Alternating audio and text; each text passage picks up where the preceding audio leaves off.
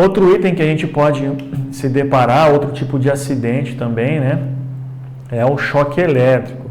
Então, existem alguns cuidados que a gente precisa tomar. O primeiro de todos, né, é que a gente corte a corrente elétrica imediatamente, para que essa vítima pare de receber essa descarga elétrica e para que a gente consiga também fazer esse atendimento, né, porque senão a gente também pode estar sofrendo aí a mesma descarga.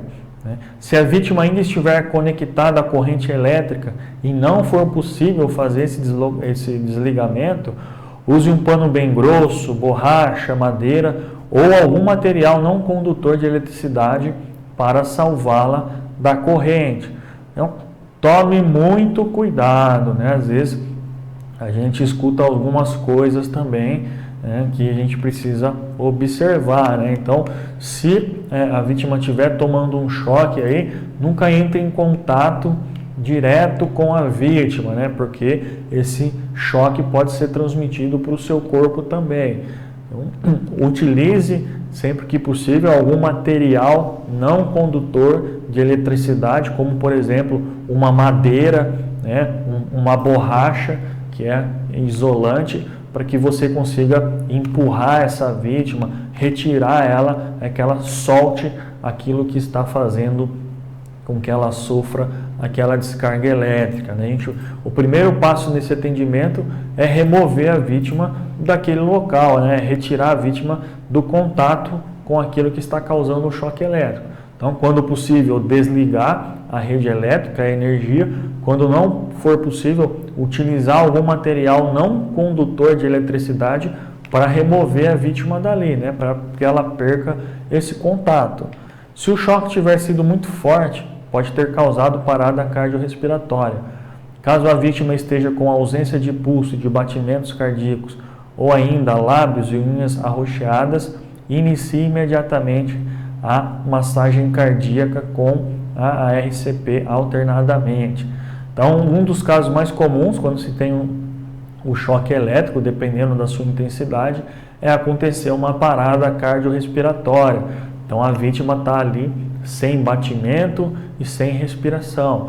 Então, imediatamente a gente precisa iniciar esse procedimento de RCP, que a gente vai ver um pouquinho mais para frente aqui. Falando ainda relacionado ao choque, é algo que a gente precisa tomar muito cuidado, porque às vezes o choque elétrico, a eletricidade, é algo que a gente não enxerga, né? Algo que não tem cheiro, não tem cor, e que a gente só vai sentir normalmente quando toma o choque. E isso a gente não pode considerar como normal, né? Tem gente que fala, é normal, o eletricista tomar choque faz parte, é normal.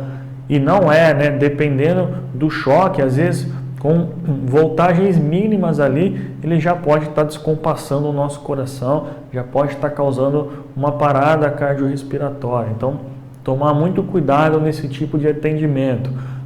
O primeiro dever nesses casos é buscar cortar a energia, para que tanto a vítima como o socorrista tenham condições de segurança para fazer esse atendimento.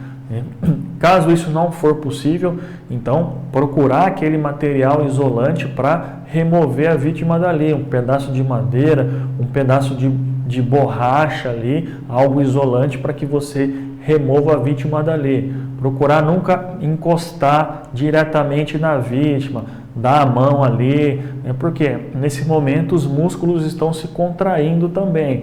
Então tudo que a vítima pegar ali, ela vai grudar, ela vai segurar, né?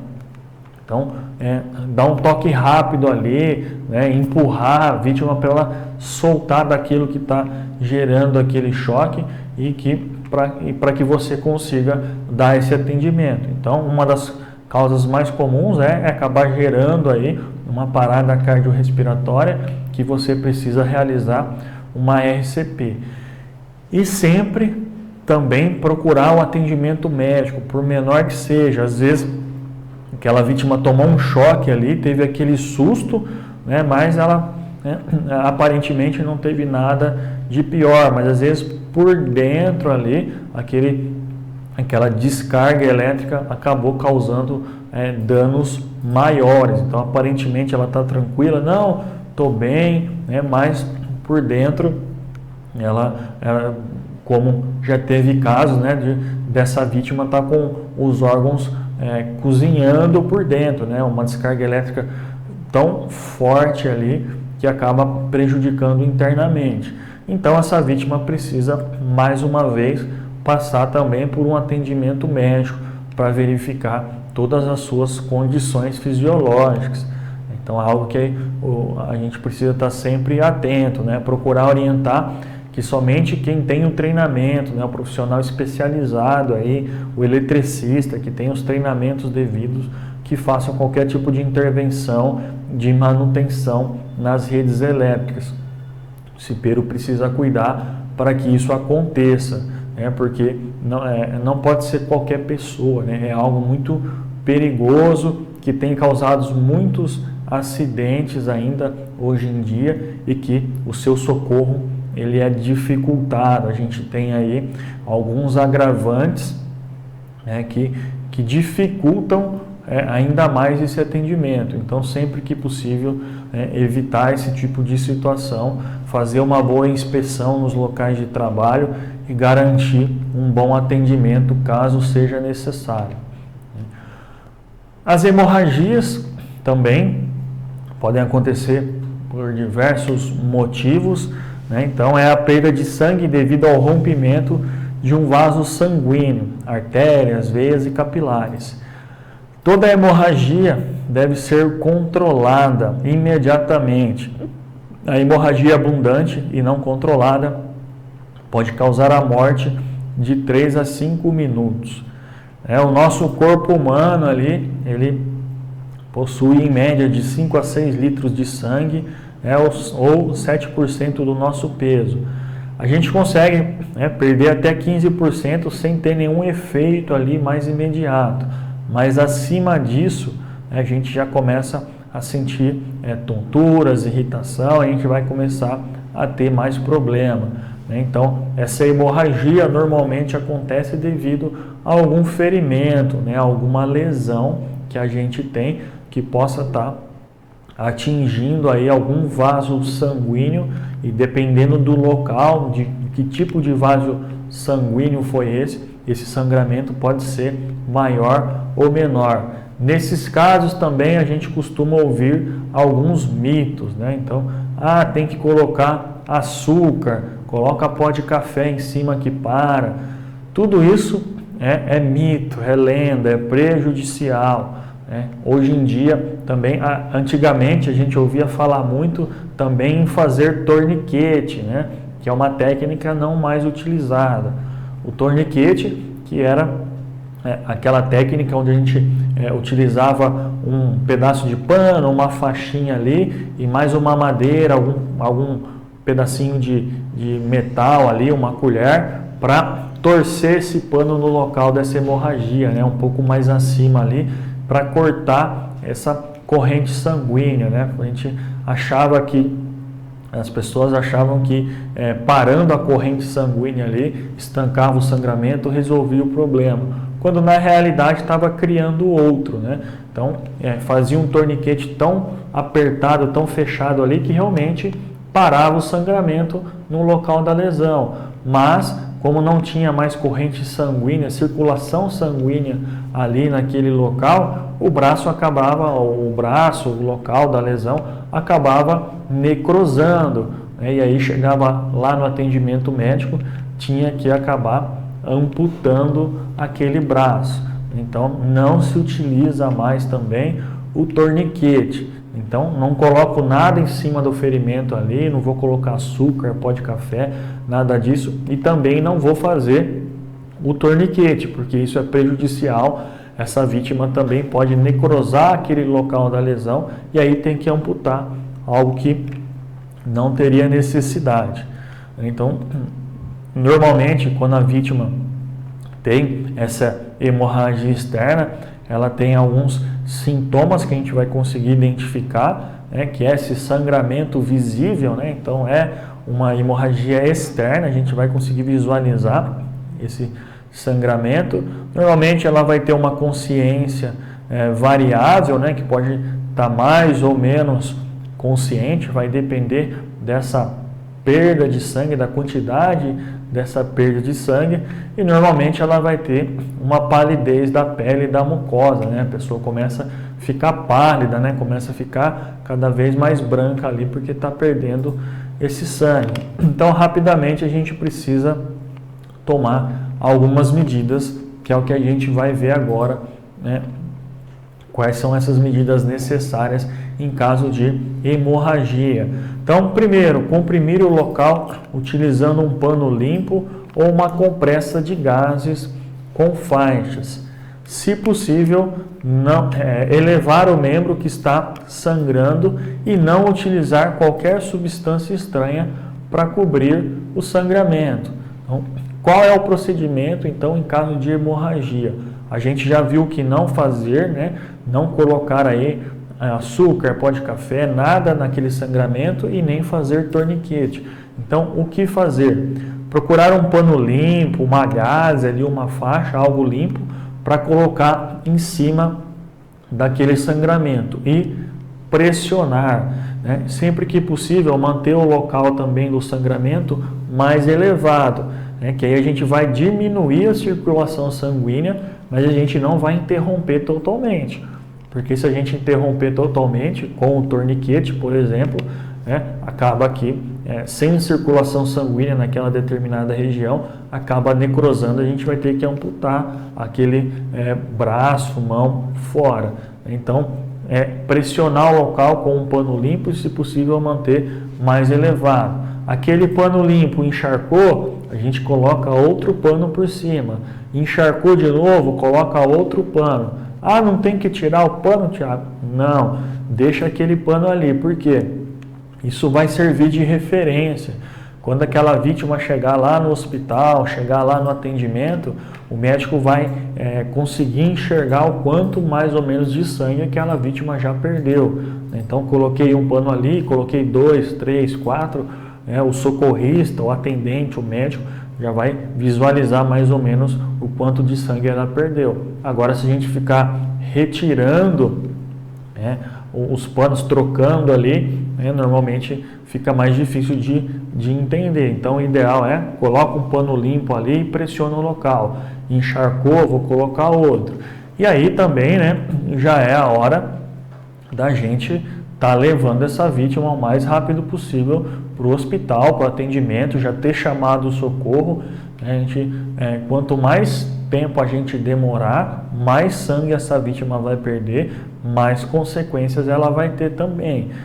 Vai poder chegar em casos extremos aí, onde a vítima vai perder a vida, vai morrer. Então, se deparou com sangramentos, tampar o local imediatamente com um pano limpo, ficar pressionando, segurando o local ali, se possível elevar esse membro, o braço, a perna, para diminuir essa circulação, mas nunca cortar imediatamente, nem colocar qualquer outro tipo de objeto, de substância ali, que isso vai, ao invés de ajudar, estar prejudicando essa vítima, Então, tem até o exemplo aí um pouquinho do que fazer, Então, colocar lá um pano limpo para controlar, se possível, se tiver condições, se tiver equipamento, recurso para isso, tá colocando uma faixinha ali para pressionar o local, para estancar aquele sangramento, quando possível também, enquanto está aguardando ali o atendimento especializado, a chegada do SAMU, do bombeiro, cobrindo a vida, a vítima, para evitar o choque, ela começa a sentir calafrio, começa a ter uma perda de temperatura ali. Então, são alguns dos procedimentos que a gente pode tomar para melhorar essas condições dessa vítima. Então, isso única e exclusivamente, cobrir o local com pano limpo, se possível, tá passando uma faixa ali, pressionando o local e elevando aquele membro que está ocorrendo o sangramento. Somente isso, não preciso fazer torniquete, não preciso colocar açúcar, pó de café, nada disso. Tudo que a gente colocar mais ali pode estar prejudicando a vítima. Lembrando, né, que o sangue é essencial para o funcionamento do nosso organismo. Quanto mais sangue a gente perder, mais problema, mais consequência também a gente vai ter. E outra dica importante, né, sempre que for trabalhar com uma vítima que tem sangramentos, a gente precisa também, né, tomar os devidos cuidados. Sempre estar utilizando luvas, estar utilizando máscara, óculos, protetores aí, porque a gente sabe que o sangue pode ser portador de alguns vírus, de algumas doenças, e aí o socorrista precisa ter essa segurança também. Isso é extremamente importante também, né? A gente nunca pode transformar um socorrista numa possível vítima, isso vai acabar acarretando em outros problemas. Temos as queimaduras também, né? É uma lesão produzida no tecido de revestimento do organismo, que pode acontecer aí por agentes térmicos, elétricos, produtos químicos, irradiação ionizante e animais peçonhentos. Então, essa queimadura pode ocorrer de diversas formas e existem aí também alguns mitos relacionados a essas queimaduras, que a gente já vai falar um pouquinho sobre esses mitos também. Essa queimadura pode ser de primeiro, segundo e terceiro grau, vai depender da intensidade do agente causador dessa queimadura.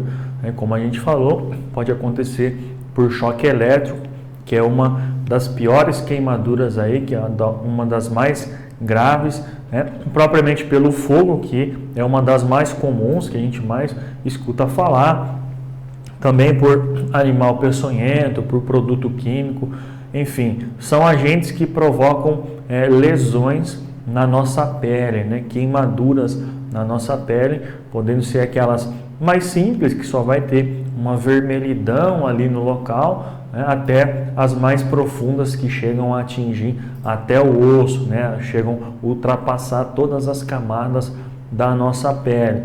Então, são essas queimaduras de primeiro, segundo e terceiro grau que a gente vai falar um pouquinho agora. Normalmente a de primeiro grau é aquela que atinge somente a epiderme, né? A primeira camada da pele.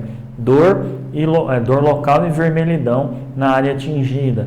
É aquela queimadura que a gente pode comparar também, que a gente pode exemplificar, aquela queimadura quando a gente fica exposto no sol, né? Tá lá na praia, na piscina, que fica só aquele vermelho ali, fica ardendo um pouquinho por alguns dias, mas logo passa, né? A gente utiliza aí um pós-sol ali, um creme hidratante e logo melhora, né? Então, queimadura de primeiro grau, não que isso não seja prejudicial para a nossa saúde, também né? Mas é uma queimadura mais simples.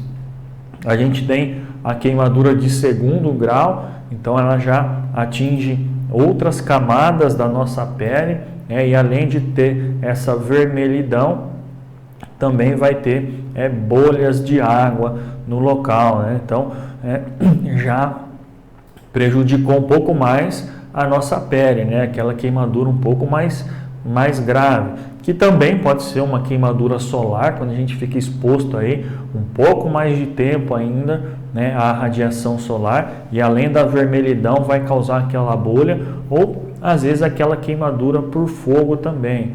E aí já fica uma dica, né? Quando formar essa bolha, nunca fure o local. Essa bolha, ela é uma defesa natural do nosso organismo, é uma proteção que o nosso organismo cria ali para evitar que a gente tenha a contaminação por germes, por bactérias, né? E também para estar mantendo o local hidratado, né? Se a gente notar a bolha, ela tem água ali dentro, então é para realmente preparar a pele, aquele local, para que a pele retorne ao seu normal. A partir do momento que a gente fura essa bolha, a gente está retirando essa água, está perdendo a hidratação do local, então vai demorar mais tempo para isso retornar à normalidade, para a sua pele retornar à normalidade, além do que a gente está dando abertura aí para que bactérias, para que germes tenham acesso ao local, que pode estar provocando ali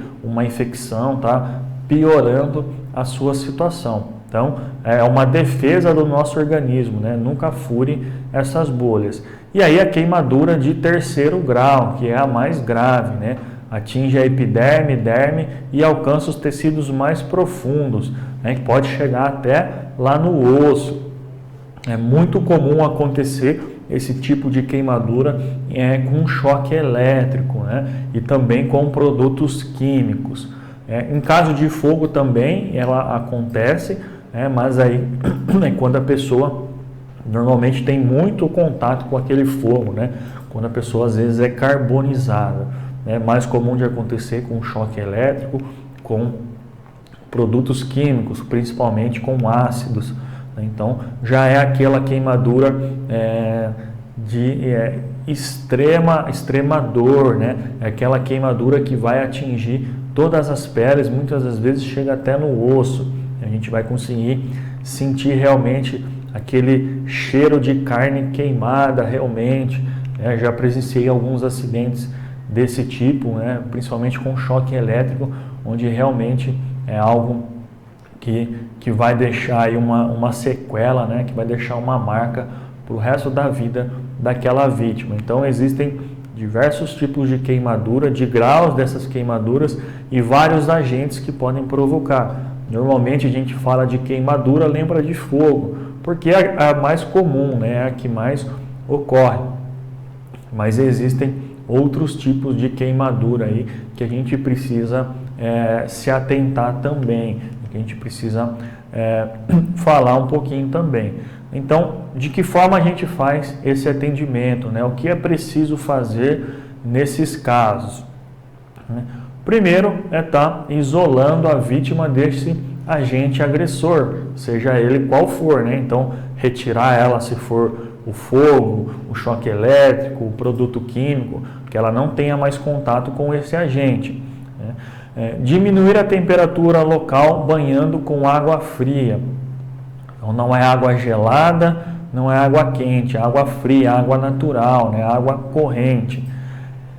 Retirar a parte da roupa que esteja queimada, né? Anéis e pulseiras para não provocar estrangulamento ao inchar. Então, também é mais uma dica aí, né? E o que não deve se fazer, como a gente já falou, furar bolhas, colocar gelo, aplicar medicamentos e nem produtos caseiros. Então esse é o famoso mito aí que a gente falou relacionado às queimaduras, né? É outra coisa que a gente precisa retirar do nosso pensamento, da nossa cabeça. A gente escuta muita coisa quando fala em queimadura, né? Quando está queimado pode colocar pasta de dente, coloca gelo, coloca pomada, coloca babosa, coloca pó de café, né? Coloca diversas coisas que a gente escuta por aí, né? Sempre que eu vou nos treinamentos, eu acabo perguntando para o pessoal e acaba surgindo, sempre tem uma novidade aí, né? Já falaram babosa, já falaram fumo de corda, enfim, uma série de produtos. Não pode, não serve para nada, isso é mito. Tudo que eu colocar naquela queimadura, a gente vai estar piorando a situação. Vai chegar lá no atendimento médico, vai ter que fazer uma limpeza disso, uma raspagem, e essa vítima vai sofrer ainda mais, né? Então, a única coisa que eu vou colocar no local é água fria corrente. Então, vou colocar embaixo da torneira ali água natural, deixar por um tempo para lavar o local e também para hidratar só.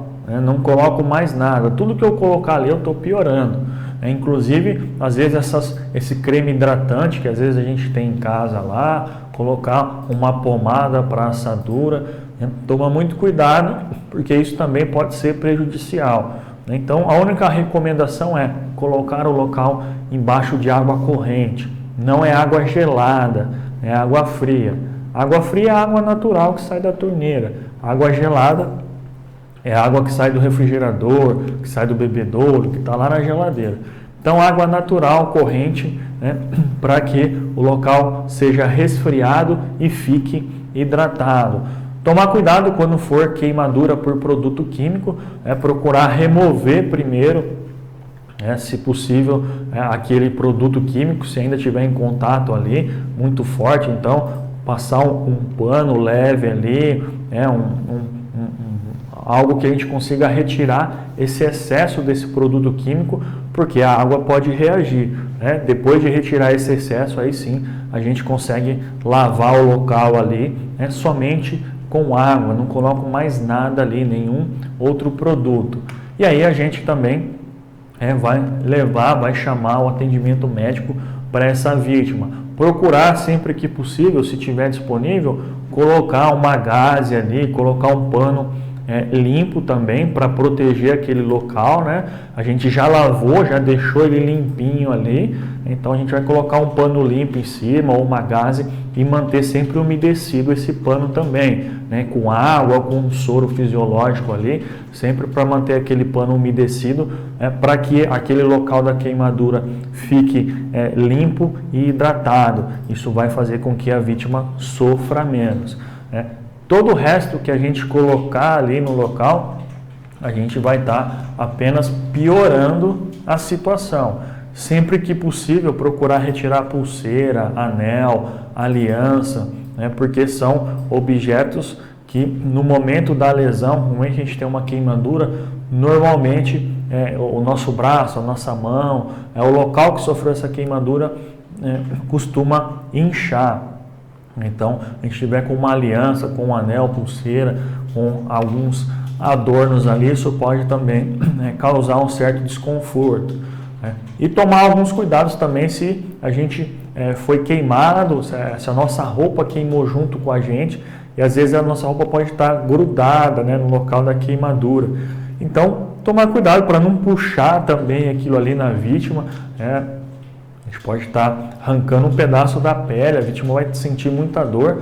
Então, o ideal se for realmente necessário remover a roupa da vítima, tá molhando antes o local ali, para refrescar o local, para hidratar ali também, para ficar mais fácil, porque às vezes isso vai estar tudo grudado. Então, orientação para queimadura, colocar embaixo da torneira por um período ali, para diminuir a temperatura e também para limpar o local. Somente água, não coloco mais nada. Esquece isso aí de pasta de dente, de pó de café, de creme hidratante, de qualquer outra coisa.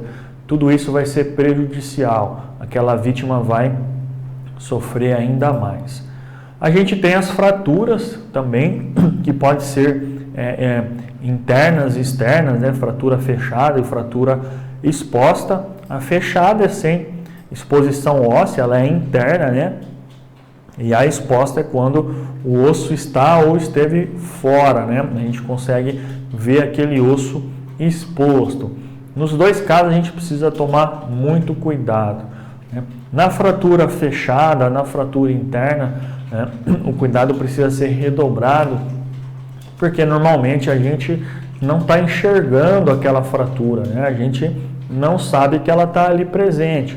Às vezes, se a vítima estiver consciente, ela pode indicar para a gente, eu estou com dor aqui. Então, às vezes a gente vai ver roxo ali, inchado, a gente vai deduzir essa fratura. Mas, às vezes a vítima nem está sentindo a dor, está com tanta adrenalina que nem sente, ou ela está inconsciente. Então, qualquer movimento que a gente fizer a mais ali, a gente pode estar prejudicando essa vítima, A gente não sabe onde ela pode ter fratura. Então, a gente precisa tomar muito cuidado antes de estar movimentando. Já na fratura exposta, a gente enxerga esse osso, essa fratura. A gente consegue visualizar essa fratura. Então, a gente já vai ter um maior cuidado para fazer essa movimentação. Mas também existem outros riscos existentes ali, porque além de estar com aquele osso exposto, normalmente já vai ter um sangramento ali também, já pode ter a contaminação por bactérias, por germes, então o cuidado precisa ser maior também. Qual é o atendimento então para essas fraturas? Sempre manipular o mínimo possível o local afetado. A gente como eu falei lá no início para vocês, só fazer qualquer movimentação se realmente houver risco de morte para aquela vítima. Jamais colocar o osso no lugar.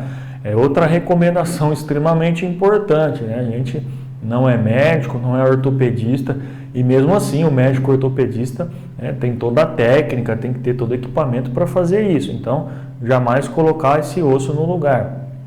Procurar proteger esses ferimentos com panos limpos e controlar os sangramentos, como a gente viu lá no caso das hemorragias.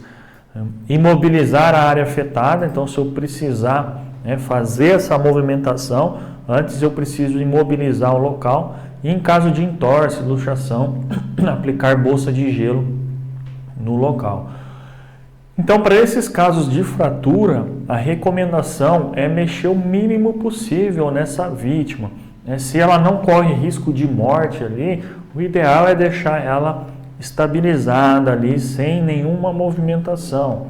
Por quê?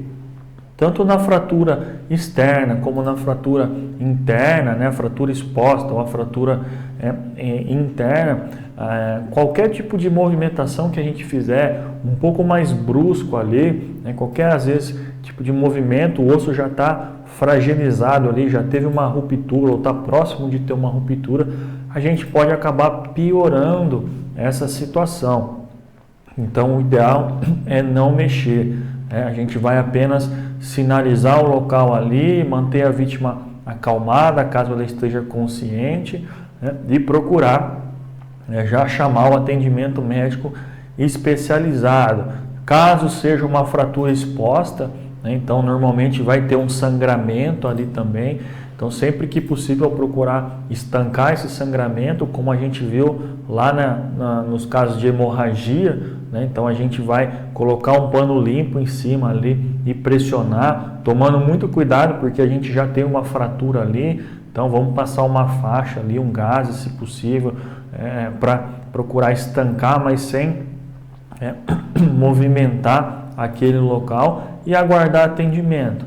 Ah, Tiago, mas a vítima está num local ali que se a gente não retirar ela, pode desabar o teto em cima dela, está pegando fogo, vai atingir ela.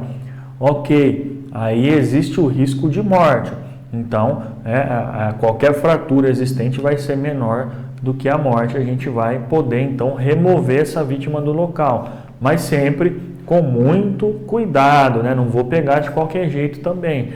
Nesses casos, a gente vai precisar imobilizar aquela vítima. Então, a gente vai estar utilizando ali dos recursos existentes. A gente tem as talas, né? Se eu não tenho tala, eu vou improvisar. Então, eu consigo fazer a tala aí com um pedaço de papelão, com um pedaço de madeira. O importante é a gente conhecer a técnica, né? Então, qual que é o objetivo dessa tala? É imobilizar aquele membro, imobilizar o tornozelo, a perna, o braço, o joelho, o cotovelo.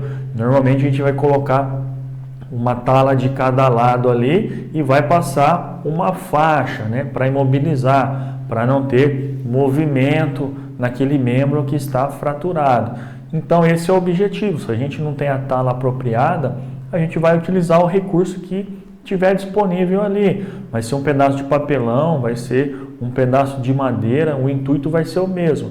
Ah, eu não tenho faixa para enrolar ali, para prender, utiliza um pedaço de pano, uma toalha, uma camiseta, utiliza o que tiver disponível. O importante é aprender a técnica e utilizar, saber para que serve. Então, eu vou imobilizar, para imobilizar eu preciso de uma tala.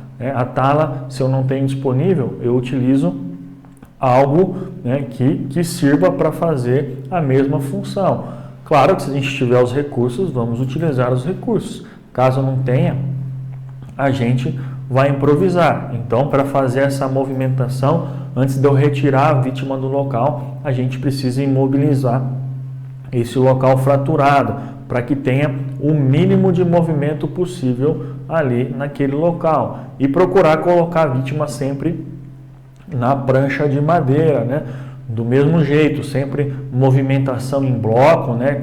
Com 3, 4 socorristas aí, movimentando a vítima sempre de forma compacta, todo mundo junto ao mesmo tempo, fazendo a contagem ali para fazer toda essa movimentação, tomando muito cuidado para que a gente não piore o local fraturado, né? O grande objetivo aí do primeiro socorro, do primeiro atendimento, é manter a vítima no mínimo estabilizada ou melhorar a sua condição, nunca piorar. Então essa questão de fratura é muito crítica, né? A gente precisa tomar muito cuidado, porque qualquer movimento errado ali, qualquer movimento a mais que a gente fizer com a vítima, a gente pode acabar piorando ainda mais essa situação. Então aí alguns exemplos, né, de imobilização de fraturas que a gente pode fazer. Então, utilizando uma tala mesmo, se eu não tenho a tala, é um pedaço de madeira, é um papelão, eu vou utilizar a faixa, se eu não tenho a faixa, eu vou utilizar uma camiseta rasgada ali, um pedaço de pano, uma toalha, o intuito vai ser o mesmo, né? É imobilizar o local que está fraturado, imobilizar ali a mão, o braço, o cotovelo, a perna, não deixar que aquela fratura